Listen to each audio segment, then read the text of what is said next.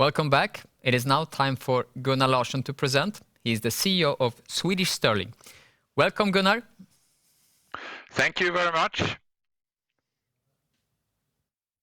Yes, welcome to this presentation. I will talk about Swedish Stirling, a company that I founded about, let me see, just move the presentation up to the next slide, yeah, which I founded in 2008. And before founding the company, I used to be the CEO of Kockums, the naval shipyard here in Sweden. And it was during my time with Kockums I came across the Stirling engine technology that has been in commercial operations since 1988 in this application. And what I realized was that the Stirling engine within Kockums was completely unique from the perspective that it was the only Stirling engine in the world that had a combination of very high efficiency and high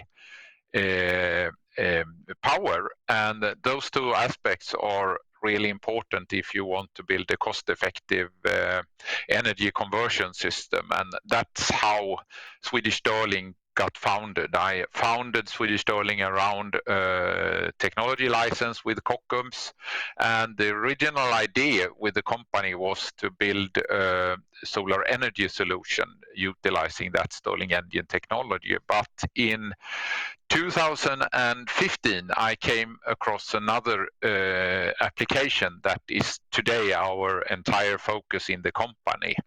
In 2015, I met a person that was working for a ferrochrome smelter in South Africa, and he explained to me that they are wasting a lot of thermal energy in a ferrochrome smelting plant.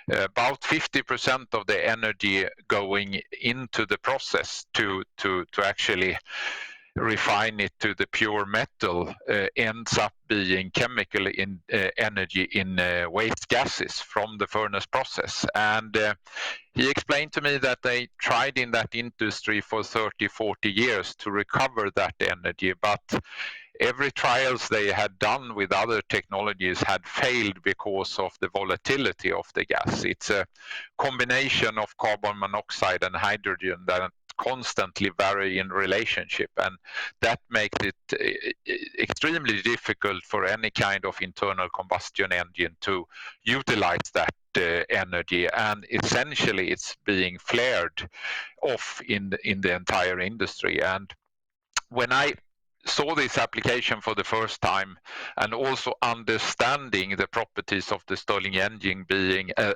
thermal engine essentially, I realized immediately that a Stirling engine can be used to recover that heat. That is evident because it's driven by heat, and just by watching the flare you see in this picture, it's evidence that there is heat and that heat can be recovered. And beside that, essentially with that amount of free fuel, essentially it's fuel to a process that is being wasted. So it's essentially zero cost fuel. There should be an application for a really cost efficient solution. And that really changed the path of our company from 2015 and onwards. And in 2017, we decided to launch a product related to this application that we named Powerblock, and that's essentially what you see in the picture on the left-hand side. It's essentially a 40-foot container where we have packaged a total of 14 30-kilowatt Stirling engines. And instead of flaring the gas on top of the stack of the smelter, we pipe the gas to the container, and we have 14 small flares right in front of each Stirling engine that heats up that Stirling engine and generate electricity that we feed back to the smelter. And when we presented this idea to the first client in South Africa in 2017, that was in September. In December the same year, we signed the first commercial agreement with that company. It was the smallest ferrochrome producer in South Africa. And we delivered the unit you see in this picture about 1 year later, and utilizing that unit as a platform to build up trust with the major suppliers in South Africa, we have managed to sign contracts with both of those major suppliers. They are named Glencore and Samancor.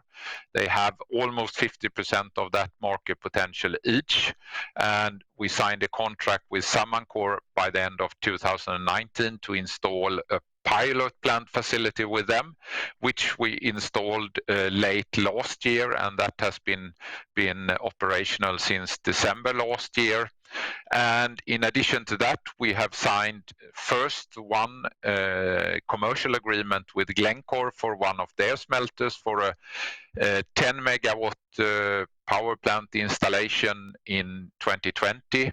We signed letter of intents with both Glencore, Samancor, and a third company, smaller company named Richard Bay Alloys, for a total of 241 Powerblock last summer. And since then, we have been negotiating contracts with those, and just 3 weeks ago, we announced that we signed the first major contract out of that with Glencore, and that was a very important event for us because we signed it with their Lion smelter, which is their flagship smelter. It's the largest ferrochrome smelter in the world, and we have now the first contract with them for a 10 megawatt installation. So in just a little bit more than 3 years, we have gone from introducing a completely new product to actually penetrating about half of the South African market potential in ferrochrome. With the contracts and the LOIs we have, it's a potential of about 2.5 billion Swedish crowns, or about $270 million US. So how come this could move this quickly? Because I think this is extremely fast in the context of this kind of conservative business. And I think the answer to that is really in the bullet points on the left-hand side of these slides, and primarily the fact that we get to the lowest levelized cost of electricity of all known technologies today. And on top of that, we get a higher CO2 reduction than any other technology per invested euro. And those statements were validated by Lloyds in 2019. And of course, those are extremely strong driving forces for these companies to actually sign contracts with us and get projects going. Essentially, if you look on the perspective of our clients, we have demonstrated to them that we can essentially save 15% of the electricity usage of their furnaces, and electricity is a very heavy burden on their cost mass in the company. It's about 1/3 of all the cost mass in the company. So saving 15% of 1/3 then ends up being about 5 percentage units on their bottom line, and that is essentially a little bit more than a doubling of their net profit. So the financial driving forces for doing this is extremely high. And the background why we can get to this high financial benefit from their perspective is essentially that the power blocks, they are running on a 24/7 basis, because the furnaces are running on a 24/7 basis. So we get extremely high capital utilization. The maintenance cost for the technology is very low, since the Stirling engine, nothing dirty ever enters the interior of the engine. We receive heat on the outside, so we have low maintenance costs. And of course, on top of that, it's free fuel. And all in all, we get to a levelized cost of electricity in between $20 and $30 per megawatt hour, which is extremely competitive. And it's electricity that is available to the clients when they need it, because then when the furnace is running, there is gas, and then we generate electricity that we feed back to the furnace. So the the supply of electricity perfectly matches the demand of electricity in the process. I will not go in deep detail on explaining the details of the technology, but what you see on the left-hand side is the Stirling engine. It is a heat engine where we heat up the red cylinder, and that provides the energy to the conversion process in the Stirling engine. If you look on the Stirling engine from a theoretical aspect, it's the most efficient engine principle of them all, essentially. But it's challenging to build them with high power. But we have a Stirling engine technology that resolved that technical challenge many years ago.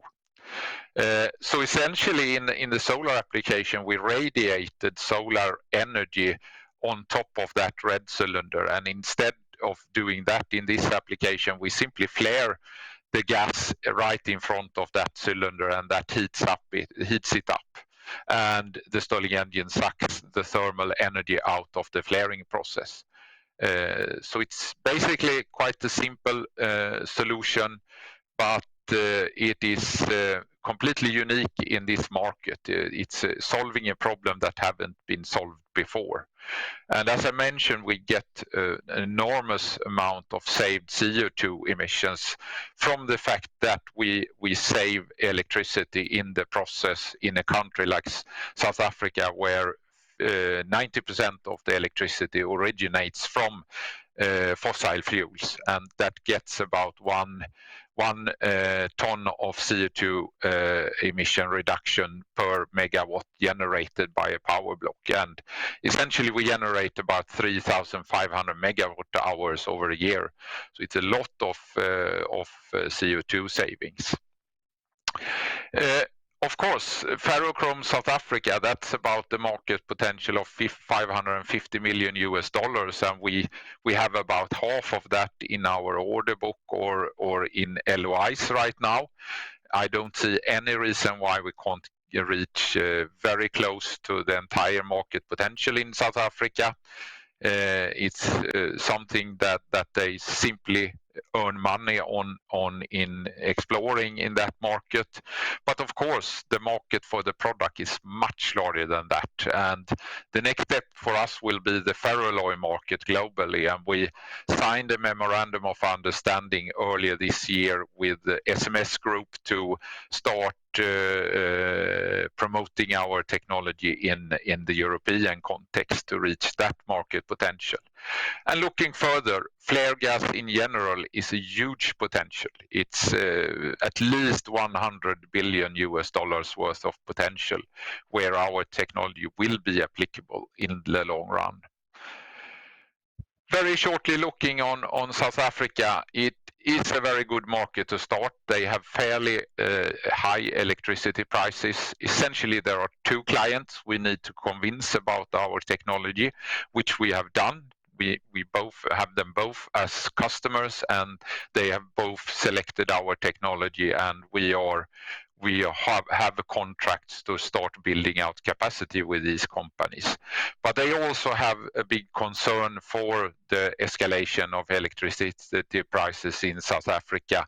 On top of that sort of makes it easier for us because it's a matter of managing risk from their perspective to invest in our technology.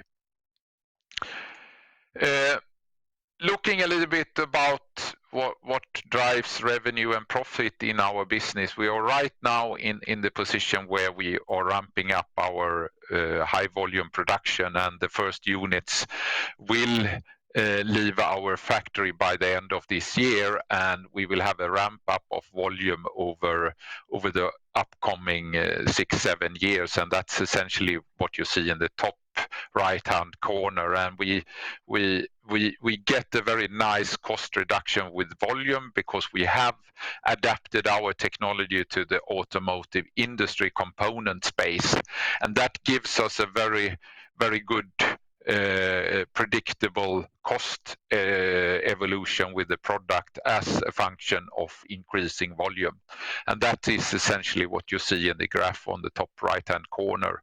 We do expect to be in sorry for that, in gross margin ranges of about 50% in the context of 2025. And that is still quite moderate production volume. So there are still a lot of improvements that can be done on that going forward with continued growing volumes. We also have quite big potential in the fact that we are eligible for carbon credits for the technology. We have not built any of our business cases on that, but there is a value to those carbon credits, and that is something that we also explore for the future. They are potentially as valuable as the electricity produced from the Powerblock. So there is a big potential upside there. There is also a big potential upside in lowering lower financing cost with higher trust for the technology, and that is something you see when you introduce a new technology in any kind of business. With that financing cost goes down tremendously with the increased technology acceptance, and that is something we also expect to be able to capitalize on going forward, on top of the business gross margins we generate from the technology. My last slide. Our focus now is the commercial rollout in South Africa. We are turning LOIs to contract. We done the first one with Glencore. We are negotiating the next one with Samancor, and that's a big focus for us now. Of course, ramping up the volume production, it's a big focus for the company now. And we also are going to develop the cooperation with the SMS Group to launch a product here in Europe in the near upcoming future. So thank you for that, and I'm looking forward to get some questions. Yes, thank you very much indeed, Gunnar. A very interesting presentation. It's really clear that you have taken a truly unique strategic position here. In April, you signed an energy conversion service agreement for an installation of 25 Powerblock 400Fs with Glencore. Congratulations on that. You mentioned that in the presentation. Thank you. Could you elaborate on how this project is developing and what this has meant for your continued commercial rollout? I think, that was, of course, it was the second contract with Glencore, but what is really extremely important with this contract is the fact that it is with the Lion smelter. And that is the most modern, largest smelter in the world in terms of ferrochrome. And it is essentially the only smelter where Glencore potentially could have other use for that gas. There are other technologies where you can build very, very large scale installations to convert the gas to ethanol instead. But by selecting us for this plant, it's evident that that was not as good as an option from their perspective. And Glencore, on top of that, is the biggest raw material supplier in the world. It's a giant company, and it's an extremely important reference for us to be selected for their primary location for ferrochrome.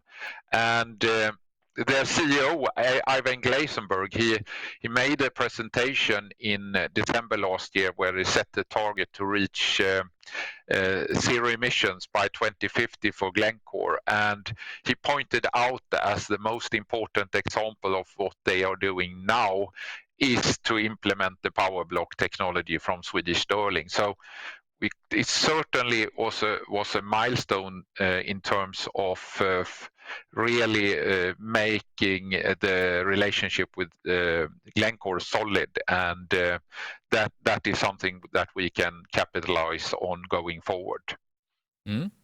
Perfect. And what would you say is the key technological innovation that you have developed? I think that the Powerblock concept as such is actually, I was surprised about how simple of an idea it really is, and that no one ever came up with that idea before we did, and when I first came across the application. Because if you know about the technology as such, it's really evident that the Stirling engine can solve that problem. And so it's a simple idea, but we have managed to file patents to protect the idea. So we think that we have a quite good patent protection for our technology going forward that will give us secure the value of our company going forward when the business picks up more for us. But it's a simple idea, but it's the most important innovation for sure. Okay, thank you. You mentioned how clear the economic rationale is for your clients to buy your solutions. Do you get any pushbacks? I mean, if you compare their savings to the investments they have to do and the fees they have to pay you, what do the economies look like? I think, bringing the technology to the market, it's very much about how you actually manage the risk perspective when you bring a new technology to the market. And this is something where many companies fail, I think, because they don't have a solid plan how to do that. And we have had a very well thought through plan how to do that right from the start. And that means that the initial contracts, we finance entirely the project. We take more or less all the risks, and for every contract we sign, we move our positions forward in order to get the more mature risk position in between the parties. And with the last contract, we managed to do that in a very good way. We took a big step forward. So now that is more like a lease contract. If the client can't supply the gas, they still have to pay us, and that was not the case in the initial contracts. And I think we will continue to move that position forward. And eventually, I think a company like Glencore, for example, they will simply buy the equipment. When they feel that all the risk elements are gone, they will buy the equipment because they have such a strong balance sheet and they can finance cheaper than we can do. But there will still be business in that for us afterwards, because they will never buy the equipment without us providing a maintenance solution to ensure the availability of the equipment. So I think that it depends on how they are actually purchasing the technology, and of course financing costs we have to charge to them. So right now it's quite expensive to finance it, but it still ends up being a big saving for them. But going along, when they feel more secure, they will save more money than that. Yes, I think that's a very strong argument, that for every install, for every new client, your story becomes stronger and stronger. And also the bargaining power, as you mentioned, versus your clients. Exactly. And that's a really clear trend that you're showing. And I think that's a very strong argument for why one should invest in Swedish Stirling. So on that positive note, I would like to thank you once again for a very interesting presentation and wish you best of luck on your journey. Thanks a lot.